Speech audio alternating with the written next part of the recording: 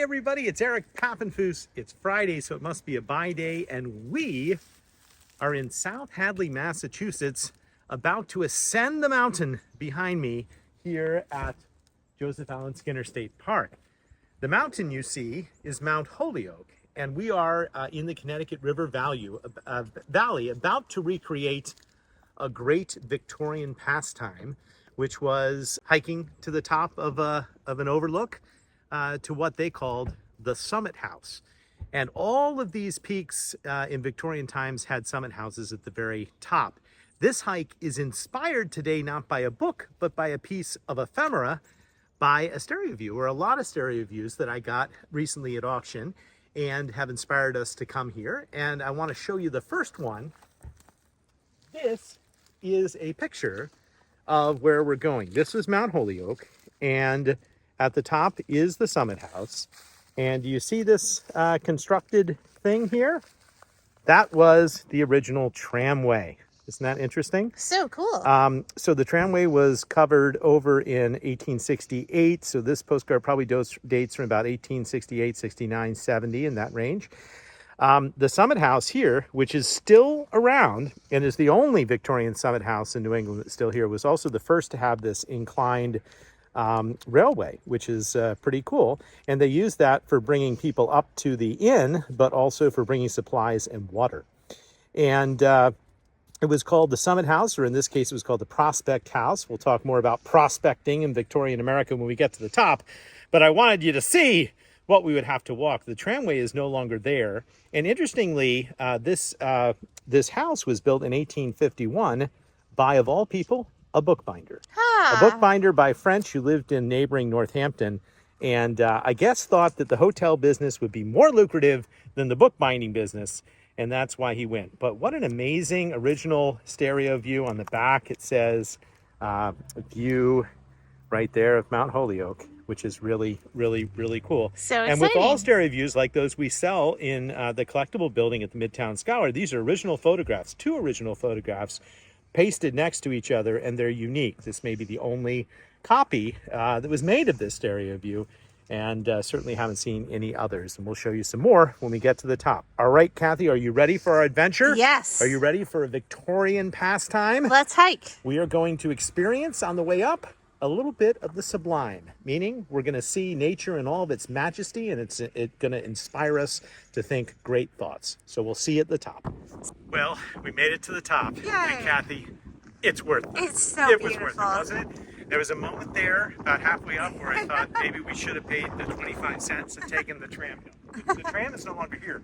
If you come forward a little bit, you can see how steep it was when the tram was here. About halfway up, we did see the original steam engine for the tram. I'll show you a picture of that. The important thing is here at Prospect House, the Victorian house that was built in 1851. It's still standing. You know why most of these summit houses no longer exist today, Cathy? Why is that? Fire. Oh. Because really water was the tricky thing. That's why the tram was built originally, to be able to bring supplies up to the dining house. But one of the great attractions of this Summit House was that it had a telescope.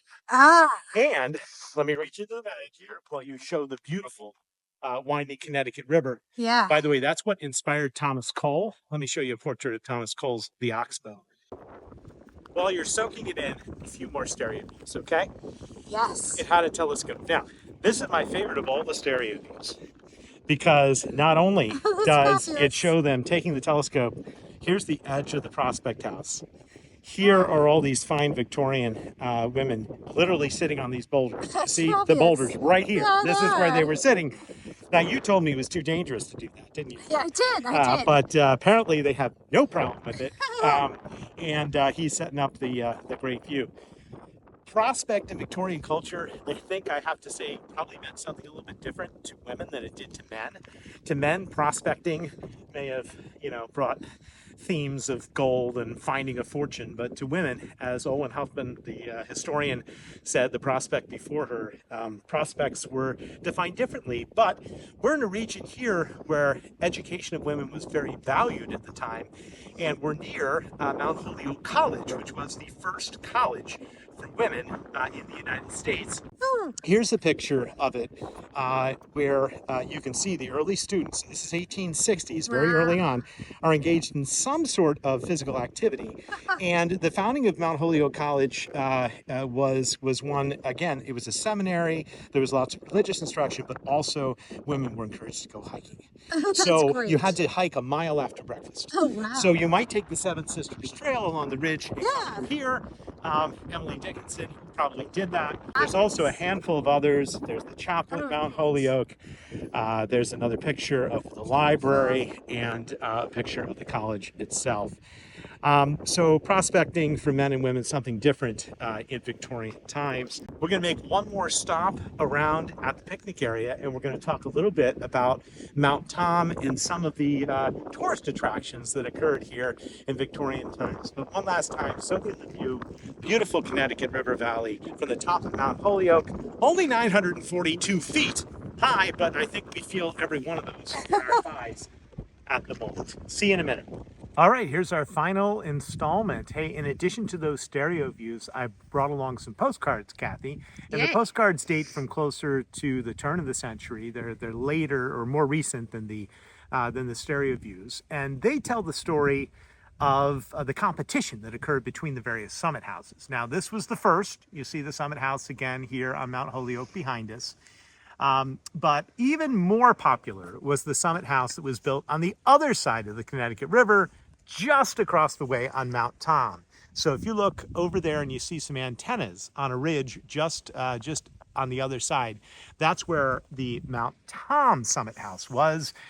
And Mount Tom ended up being even more fun and a little bit less expensive than Mount Holyoke, so more and more people came.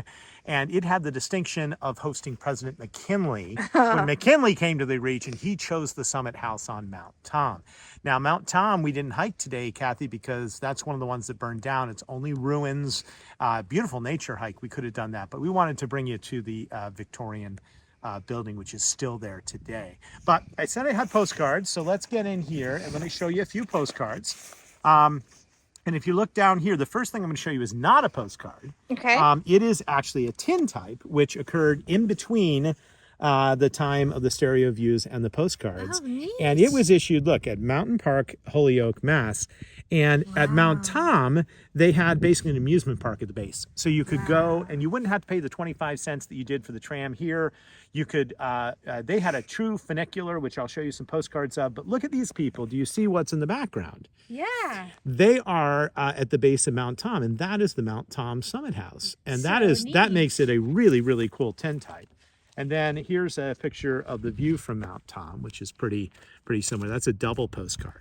But what I really like, and here's some original photos that came in this binder from, this is before it burned down. So I think these date from the 1920s or so.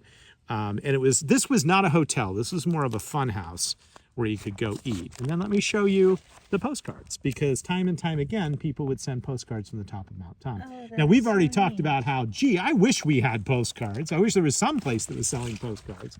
That's a great Victorian one, showing the summit house.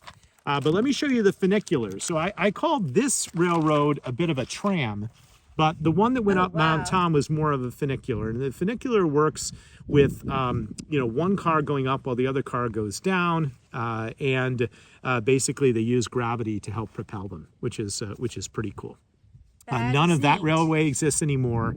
We're really here at the most preserved of all the summit houses. Right. So quite a Victorian, pastime that probably died out maybe about the same time as the advent of air travel. And you could get views maybe a little bit more easily at that time. The postcards, stereo views, all for sale on eBay, and I hope you'll check them out. We're going to end with a funny book. Look where we are. We're at the beautiful picnic table. By the way, can you see a more scenic place to have a picnic? Oh, it's beautiful. Cathy and I got our sandwiches. I lugged them up the mountain. We're ready to have them. But before we do that, in honor of the picnic, a funny book, and it's Entertaining with Insects. The original guide to insect cookery. my. Now, we're not having insects here, but what's interesting about this book is this is from 1976, and it's really ahead of the curve. And if we were to come up here with that telescope for some moon viewing, for the moon viewing festival, we'd have udon soup, cricket seaweed salad, tempura cricket with vegetables, tofu with bean sprouts in a cricket broth, lychee nuts, and green tea. Probably Yummy. pretty good, and maybe food of the future. But considering this book is 50 years old, pretty prescient. Moon viewing festival. And now let's have our conventional. We'll have our conventional bagel lunch. But thanks for watching. I hope you'll watch next Friday and every Friday for more adventures in the world of books and ephemera.